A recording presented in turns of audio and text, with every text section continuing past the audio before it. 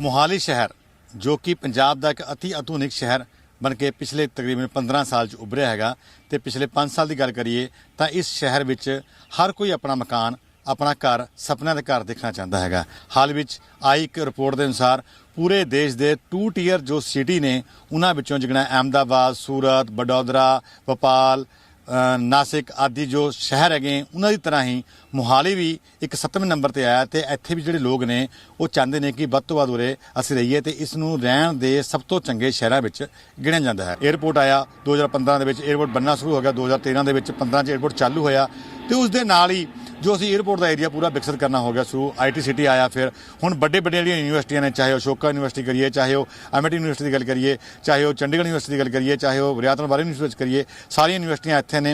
Health के सब तो बड़े जोड़े हॉस्पिटल ने प्राइवेट वो इत्थे ने। एजुकेशन के लिए जी हब यह बन गया, IT वास्ते हब बन गया। तो जोड़ा हुण एक होर गमाडा जोड़ा है वो नवा ये सरकार जी है एट्रोपोलिस सिटी जोड़ा 1800 एकड़ के विकसित करन जा रही है। इस तो पहला 1700 एकड़ के IT सिटी जोड़ा विकसित होया सीगा।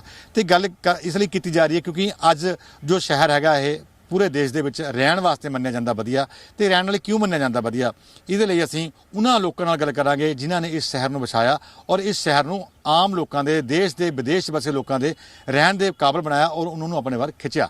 तो आओ तुहानूं हुण उन्हां लोकां नाल गल कराने हैं जिहड़े कि इस शहर नूं बनाउण दे विच अपनी अहम भूमिका निभाते रहे हैं।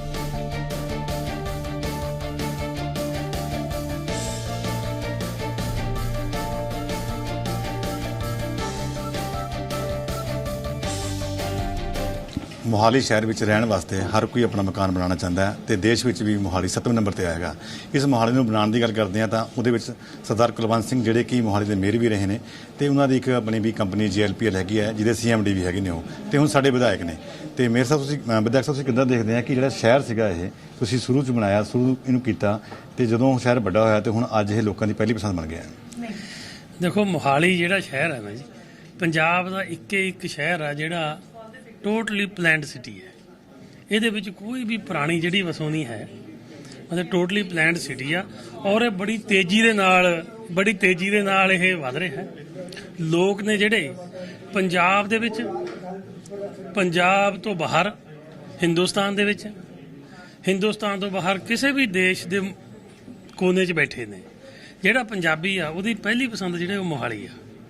हर एक पंजाबी ये सोचदा भी यार मेरा एक घर होवे पंजाब दे विच, ते पंजाब दे विच घर कित्थे होवे वो मोहाली होवे, क्योंकि इस करके होवे भी मोहाली एक ऐसा शहर है जिहदा इंफ्रास्ट्रक्चर, बेसिक इंफ्रास्ट्रक्चर पूरा कंप्लीट है। भावें वो सीवरेज ने, सड़कां ने, वाटर सप्लाई आ, स्ट्रीट लाइट आ, हर तरह की सहूलत जिहड़ी इत्थे है। लॉ एंड ऑर्डर की स्थिति इत्थे बहुत वधिया है।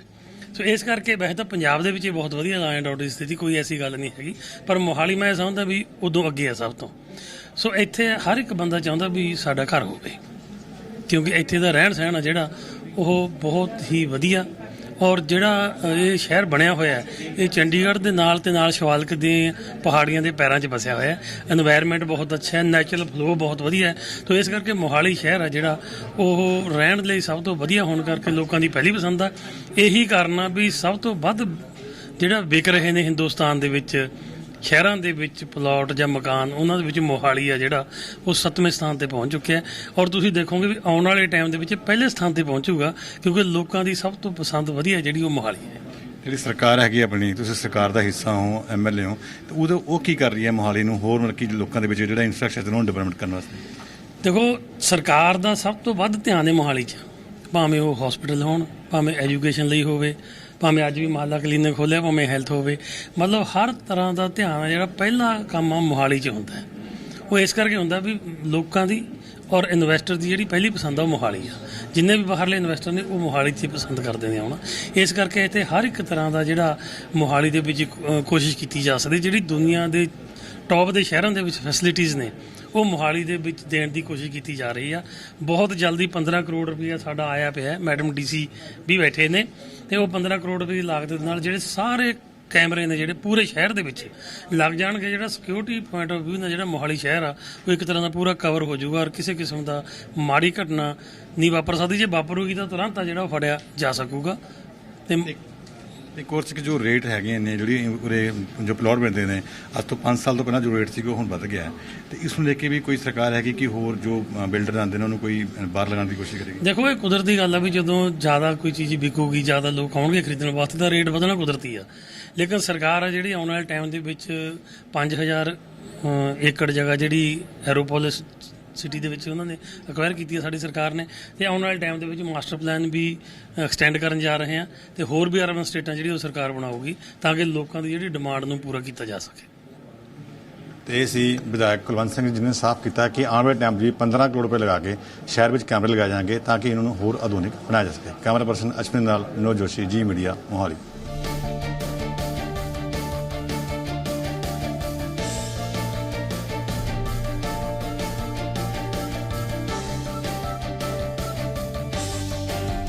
ਮੋਹਾਲੀ ਦੀ ਰੀਅਲ ਸਟੇਟ ਮਾਰਕੀਟ ਬੜੀ ਤੇਜ਼ੀ ਨਾਲ ਗਰੋ ਕਰ ਰਹੀ ਹੈ ਤੇ ਹਰ ਕੋਈ ਚਾਹੁੰਦਾ ਹੈ ਕਿ ਅਸੀਂ ਮੋਹਾਲੀ ਦੇ ਵਿੱਚ ਆਪਣਾ ਘਰ ਬਣਾਈਏ, ਚਾਹੇ ਉਹ ਵਿਦੇਸ਼ 'ਚ ਰਹਿਣ ਵਾਲਾ ਹੈ, ਚਾਹੇ ਉਹ ਦੇਸ਼ ਦੇ ਕਿਸੇ ਹੋਰ ਰਾਜ ਵਿੱਚ ਰਹਿਣ ਵਾਲਾ ਹੈ।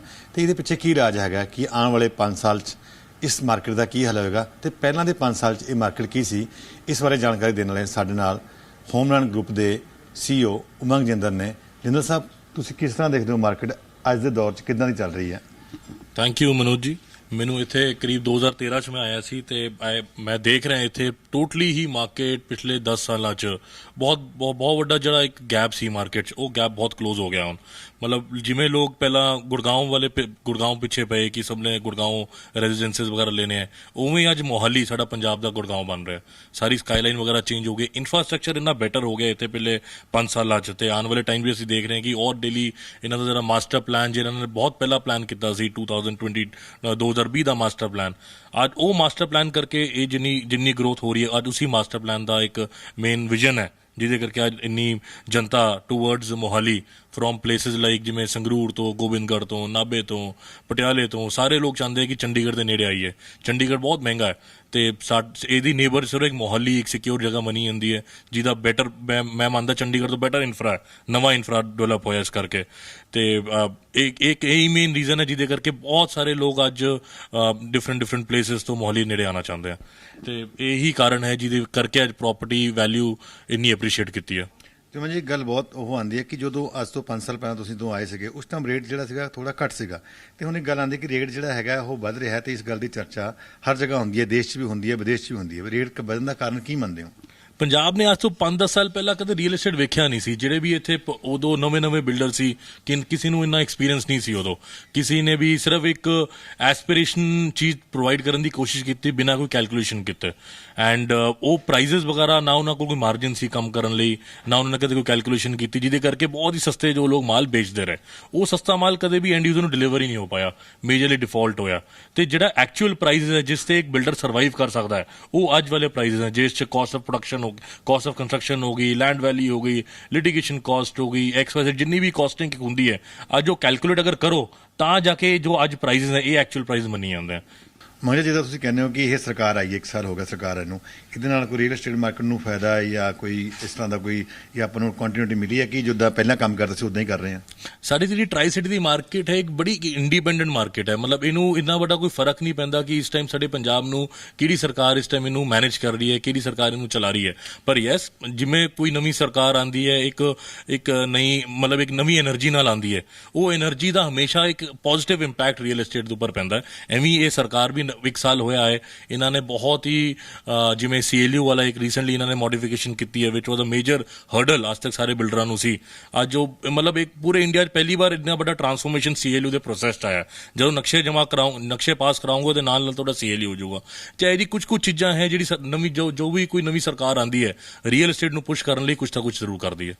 ਤੇ ਇਸੇ ਉਮੰਗ ਜਿੰਦਲ ਜੀ ਨੇ ਸਪਸ਼ਟ ਗੱਲ ਕਰ ਦਿੱਤੀ ਕਿ ਆਉਣ ਵਾਲਾ ਜਿਹੜਾ ਫਿਊਚਰ ਹੈਗਾ ਮੋਹਾਲੀ ਦਾ ਬਹੁਤ ਵਧੀਆ ਹੈ, ਤੇ ਇੱਥੇ ਹਰ ਤਰ੍ਹਾਂ ਦੀ ਚੀਜ਼, ਹਰ ਤਰ੍ਹਾਂ ਦਾ ਇਨਫਰਾਸਟ੍ਰਕਚਰ ਜਿਹੜਾ ਹੈਗਾ ਬਿਲਕੁਲ ਨਵਾਂ ਹੈਗਾ, ਤੇ ਇਹਦਾ ਜਿਹੜਾ ਫਾਇਦਾ ਹੈ ਲੋਕਾਂ ਨੂੰ ਆਉਣ ਵਾਲੇ ਟਾਈਮ 'ਚ ਮਿਲੇਗਾ।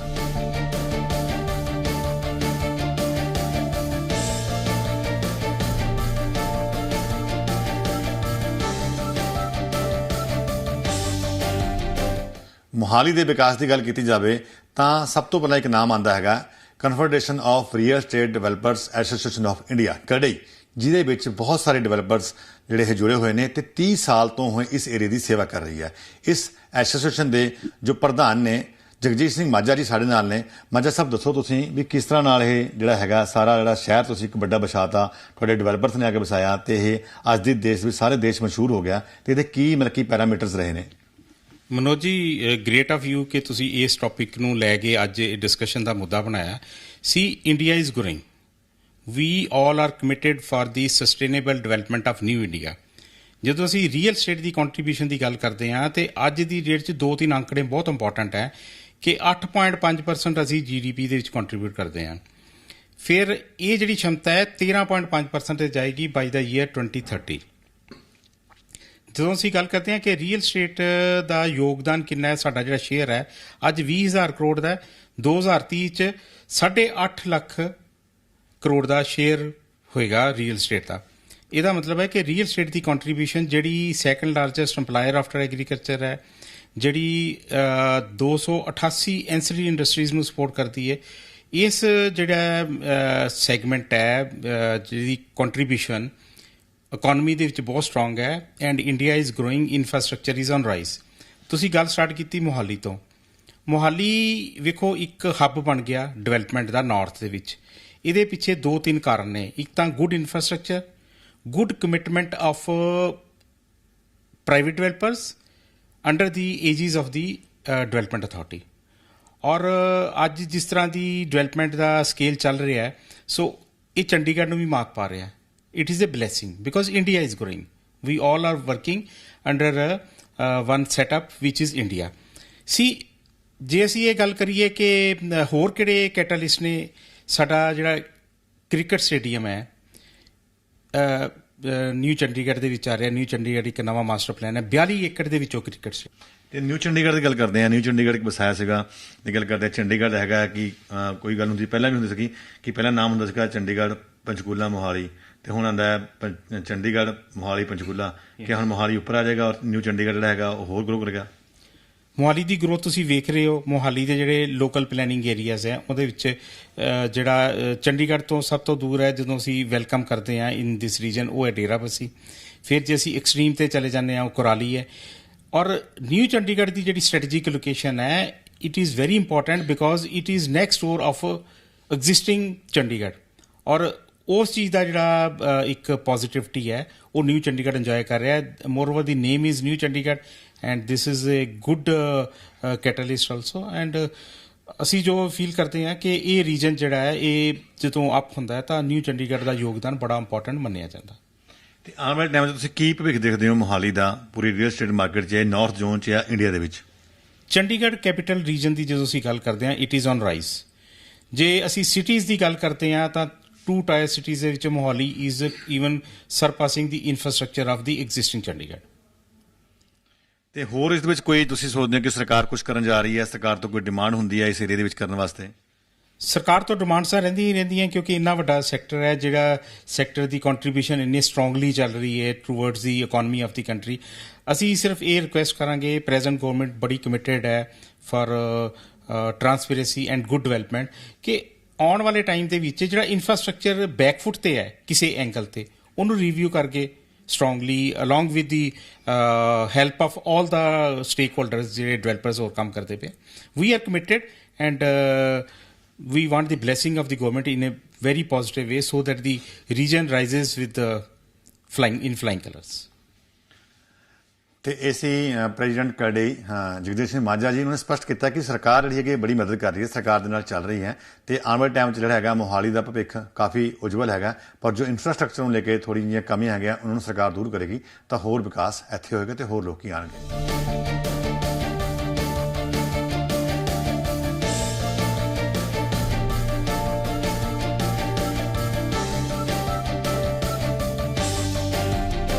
ਮੋਹਾਲੀ ਦਾ ਰੀਅਲ ਸਟੇਟ ਮਾਰਕੀਟ ਦੀ ਗੱਲ ਕਰੀਏ ਤਾਂ ਉਹਦੇ ਵਿੱਚ ਅਗਰ ਜ਼ੀਰਕਪੁਰ ਦੀ ਗੱਲ ਨਾ ਹੋਵੇ ਤਾਂ ਬਹੁਤ ਬੜੇ ਮਾਇਨੇ ਨੇ ਇਹਦੇ ਕਿ ਜ਼ੀਰਕਪੁਰ ਜਿਹੜਾ ਹੈਗਾ ਉਹਨੇ ਵੀ ਮੋਹਾਲੀ ਨੂੰ ਗਰੋ ਕਰਨ ਵਾਸਤੇ ਪੂਰੀ ਮਦਦ ਕੀਤੀ ਹੈਗੀ ਹੈ। ਤਕਰੀਬਨ ਪਿਛਲੇ 3 ਦਸ਼ਕ ਤੋਂ 30 ਸਾਲ ਤੋਂ ਮੋਹਾਲੀ ਅਤੇ ਜ਼ੀਰਕਪੁਰ ਦੀ ਜਿਹੜੀ ਰੀਅਲ ਸਟੇਟ ਮਾਰਕੀਟ ਹੈ ਉਹਨੂੰ ਜਾਣਨ ਵਾਲਾ ਸਭ ਤੋਂ ਬੜਾ ਹੈਗਾ ਮੋਤੀਆ ਗਰੁੱਪ। ਮੋਤੀਆ ਗਰੁੱਪ ਦੇ ਜਿਹੜੇ ਫਾਊਂਡਰ ਚੇਅਰਮੈਨ ਨੇ ਪਵਨ ਬੰਸਲ ਜੀ, ਉਹ ਸਾਡੇ ਨਾਲ ਨੇ। ਬੰਸਲ ਸਾਹਿਬ, ਤੁਸੀਂ ਕਿੱਦਾਂ ਮੋਤੀਆ ਗਰੁੱਪ ਦੀ ਸ਼ੁਰੂਆਤ ਕੀਤੀ ਔਰ ਜ਼ੀਰਕਪੁਰ ਦੇ ਵਿੱਚ ਕਿੱਦਾਂ ਤੁਸੀਂ ਹਾਈ ਰਾਜ ਤੇ ਬੜੀਆਂ ਲਗਜ਼ਰੀ ਜਿਹੜੇ ਫਲੈਟਸ ਸੀ ਉਹ ਲੈ ਕੇ ਆਏ? ਮੋਤੀਆ ਗਰੁੱਪ ਦੀ ਸ਼ੁਰੂਆਤ ਮੈਨੇ ਆਪਣੇ ਦਾਦਾ ਜੀ ਨਾਂ ਤੋਂ ਚਾਲੂ ਕੀਤੀ ਜੀ।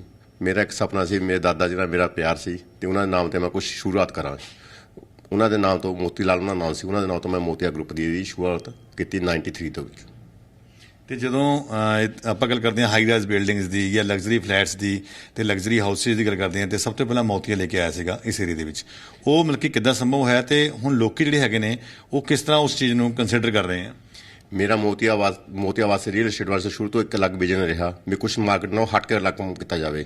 ਮੈਂ ਸਭ ਤੋਂ ਪਹਿਲਾਂ ਮੋਤੀਆ ਰਾਇਲ ਏਸਟੇਟ ਦੇ ਨਾਂ ਤੇ ਹਾਈ ਰਾਈਜ਼ ਦਾ ਕੰਮ ਚਾਲੂ ਕੀਤਾ 2003 ਦੇ ਵਿੱਚ, ਜਿਸ ਦੀ ਮੈਂ ਥਰੂ ਬੈਂਕ ਐਪਲੀਕੇਸ਼ਨ ਲਿੱਤੀ।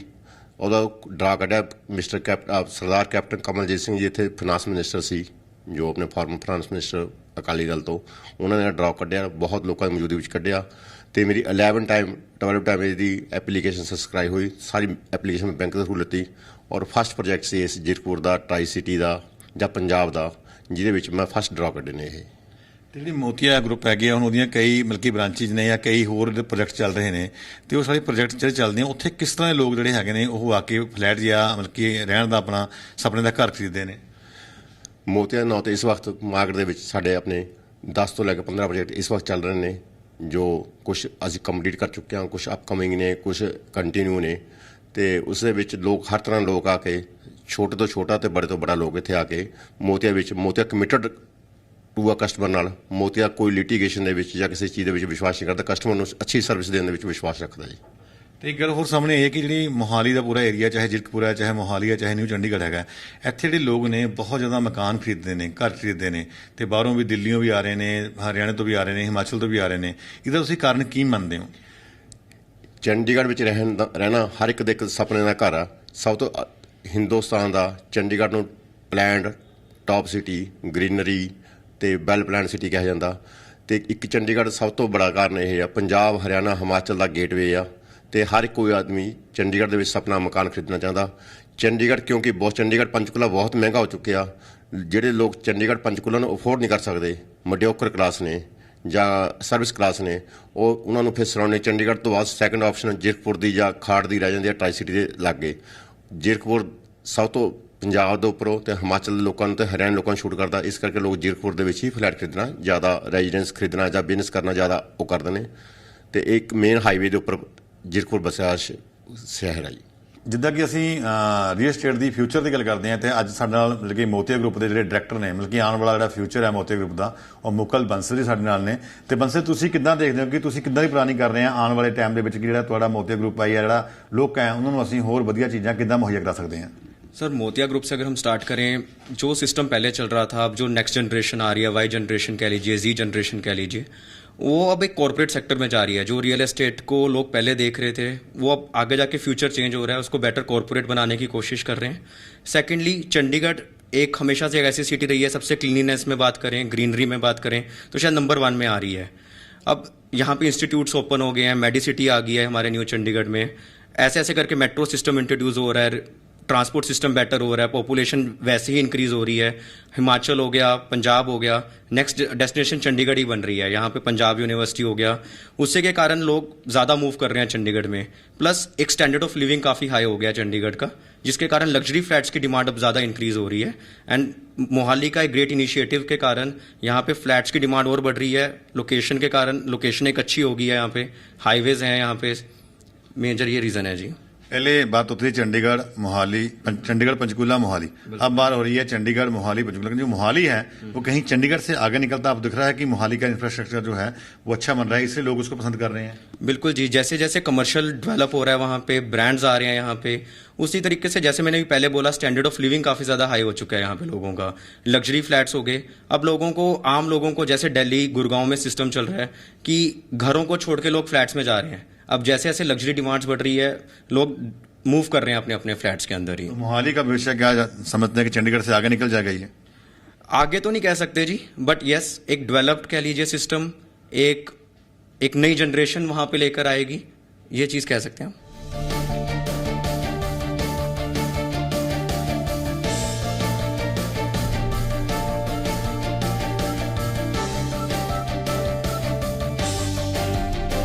ਮੋਹਾਲੀ ਦੀ ਰੀਅਲ ਸਟੇਟ ਮਾਰਕੀਟ ਨੂੰ ਪਿਛਲੇ 35 ਸਾਲਾਂ ਤੋਂ ਦੇਖ ਰਹੇ ਤੇ ਉਸ ਵਿੱਚ ਕੰਮ ਕਰ ਰਹੇ ਮੋਹਾਲੀ ਪ੍ਰਾਪਰਟੀ ਕੰਸਲਟੈਂਟ ਐਸੋਸੀਏਸ਼ਨ ਦੇ ਸਾਬਕਾ ਪ੍ਰਧਾਨ ਅਤੇ ਚੇਅਰਮੈਨ ਸ਼ੈਲੇਂਦਰ ਆਨੰਦ ਸਾਡੇ ਨਾਲ ਨੇ। ਅਸੀਂ ਜਾਣਾਂਗੇ ਕਿ ਮੋਹਾਲੀ ਦੀ ਜਿਹੜੀ ਪ੍ਰਾਪਰਟੀ ਲਾਈਨ ਹੈਗੀ ਹੈ ਜਾਂ ਰੀਅਲ ਏਸਟੇਟ ਦੀ ਮਾਰਕੀਟ ਹੈਗੀ ਹੈ ਉਹ ਪਿਛਲੇ 5 ਸਾਲ 'ਚ ਕਿੱਦਾਂ ਗਰੋ ਕੀਤੀ ਹੈ ਤੇ ਇੱਥੇ ਕਿਸ ਤਰ੍ਹਾਂ ਦੇ ਜਿਹੜੇ ਨੇ ਲੋਕੀ ਆ ਰਹੇ ਨੇ, ਕਿੱਦਾਂ ਦੇ ਮਕਾਨ ਜਾਂ ਬਿਜ਼ਨਸ ਪਰਪਸ ਲਈ ਆਪਣੀ ਸਾਈਟਸ ਖਰੀਦ ਰਹੇ ਨੇ। ਸ਼ੈਲੇਂਦਰ ਜੀ, ਤੁਹਾਡਾ ਬਹੁਤ ਬਹੁਤ ਸਵਾਗਤ ਹੈ ਜੀ ਮੀਡੀਆ ਦੇ ਪ੍ਰੋਗਰਾਮ ਵਿੱਚ। ਨਮਸਕਾਰ, ਸਤਿ ਸ਼੍ਰੀ ਅਕਾਲ, ਆਦਾਬ ਜੀ। ਨਿਊਜ਼ ਦਾ ਮੈਂ ਬਹੁਤ ਧੰਨਵਾਦ ਕਰਦਾ ਜਿਹੜੇ ਇਹ ਉਪਰਾਲਾ ਕਰ ਰਹੇ ਨੇ। ਬਟ ਜੋ ਤੁਸੀਂ ਮੈਨੂੰ ਪੁੱਛਿਆ ਸਵਾਲ, ਮੈਂ ਬਹੁਤ ਪੁਰਾਣਾ ਇੱਥੇ ਕੰਮ ਕਰ ਰਿਹਾ, ਮੇਰੇ ਫਾਦਰ ਵੀ ਇਹੀ ਕੰਮ ਕਰ ਰਹੇ ਸੀਗੇ।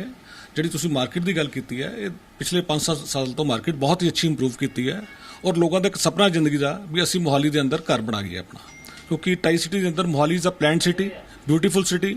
ਔਰ ਜੋ ਇੱਥੇ ਇੱਕ ਆਦਮੀ ਨੂੰ ਰਿਕੁਆਇਰਮੈਂਟ ਆਪਣੀ ਲਾਈਫ ਦੇ ਅੰਦਰ, ਅੱਛਾ ਹਸਪੀਟਲ, ਅੱਛੀ ਐਜੂਕੇਸ਼ਨ, ਅੱਛਾ ਕਲਾਈਮੇਟ, ਨਾਈਟ ਲਾਈਫ, IT, ਹਰ ਚੀਜ਼ ਇੱਥੇ ਫੈਸਿਲਿਟੀਜ਼ ਅਵੇਲੇਬਲ ਨੇ। ਸੋ ਜਿੰਨੇ ਵੀ ਹਿਮਾਚਲ, ਹਰਿਆਣਾ, JNK, ਜਿੱਥੇ ਵੀ ਇੱਥੇ ਆਪਣੇ ਸਰਾਊਂਡਿੰਗ ਏਰੀਆ ਤੋਂ, ਦਿੱਲੀ ਤੋਂ ਵੀ ਅੱਜ ਕੱਲ੍ਹ ਲੋਕ ਬਹੁਤ ਆ ਰਹੇ ਨੇ। ਇਸ ਕਰਕੇ ਬਿਜ਼ਨਸ ਜਿਹੜਾ ਇਸ ਵੇਲੇ ਆਪਣਾ ਫਲੋਰਿਸ਼ ਕੀਤਾ ਹੋਇਆ ਮੋਹਾਲੀ 'ਚ। ਤੇ ਕਿਸ ਤਰ੍ਹਾਂ ਦੀ ਪ੍ਰਾਪਰਟੀ ਜ਼ਿਆਦਾ ਵਿਕਦੀ ਹੈ? ਤੁਸੀਂ ਦੇਖਿਆ ਹੋਵੇ ਕਿ ਕਿਸ ਤਰ੍ਹਾਂ ਦੀ ਮਿਲਕੀ ਪ੍ਰਾਪਰਟੀ ਨੂੰ ਲੋਕੀ ਜ਼ਿਆਦਾ ਪ੍ਰੈਫਰ ਕਰਦੇ ਨੇ? ਹਰ ਬੰਦਾ ਜਿਹੜਾ ਇੱਥੇ ਹੈਗਾ ਜੀ, ਜੋ ਵੀ ਹੈਗਾ ਪਰਚੇਜ਼ਰ, ਉਹਦਾ ਸੁਪਨਾ ਹੈ ਵੀ ਮੇਰਾ ਇੱਥੇ ਘਰ ਹੋਣਾ ਚਾਹੀਦਾ ਹੈ। ਉਹ ਜਦੋਂ ਘਰ ਲੈਂਦਾ ਉਹਨੂੰ ਨੈਚੁਰਲੀ ਫਿਰ ਸ਼ਾਪ ਵੀ ਚਾਹੀਦੀ ਹੋਈ, ਉਹਨੂੰ ਇੰਡਸਟਰੀ ਵੀ ਚਾਹੀਦੀ ਹੁੰਦੀ ਹੈ। ਹਰ ਕਿਸਮ ਦਾ ਕੰਮ ਇੱਥੇ ਚੱਲ ਰਿਹਾ ਹੈਗਾ। ਤੇ ਜੋ ਪ੍ਰਾਈਸ ਦੀ ਗੱਲ ਕਰ ਰਹੇ ਹਾਂ, ਜੋ ਪ੍ਰਾਈਸ ਸੀਗੀ ਉਹ ਜੀ ਅੱਜ ਤੋਂ 5 ਸਾਲ ਪਹਿਲਾਂ ਸੀਗੀ ਜਾਂ ਅੱਜ ਤੋਂ 10 ਸਾਲ ਪਹਿਲਾਂ ਸੀਗੀ, ਉਸ ਵਿੱਚ ਹੁਣ ਵੀ ਇਜ਼ਾਫਾ ਹੋ ਰਿਹਾ ਹੈ। ਜਿਸ ਤਰ੍ਹਾਂ ਦੀ ਬੜੇ ਬਿਲਡਰਸ ਆ ਰਹੇ ਨੇ ਜਾਂ ਬੜੀਆਂ ਇਨਫਰਾਸਟ੍ਰਕਚਰ ਉਰੇ ਖੜਾ ਹੋ ਰਿਹਾ ਹੈ। ਦੇਖੋ, ਜਿੱਥੇ ਤੱਕ ਸਵਾਲ ਹੈ ਵੀ ਮੋਹਾਲੀ, ਤੁਹਾਨੂੰ ਮੈਂ ਪਹਿਲੇ ਦੱਸਿਆ ਵੀ ਟਰਾਈ ਸਿਟੀ ਦਾ ਸਭ ਤੋਂ ਵੱਡਾ ਇਸ ਵੇਲੇ ਕਿੰਨਾ ਜਿਹੜਾ ਹੈਗਾ ਇਹ ਆਪਣਾ ਸਿਟੀ ਬਣ ਰਿਹਾ ਹੈ, ਚਾਹੇ ਪੰਚਕੂਲੇ ਤੋਂ ਲਾ ਲਓ, ਚਾਹੇ ਚੰਡੀਗੜ੍ਹ ਤੋਂ ਲਾ ਲਓ।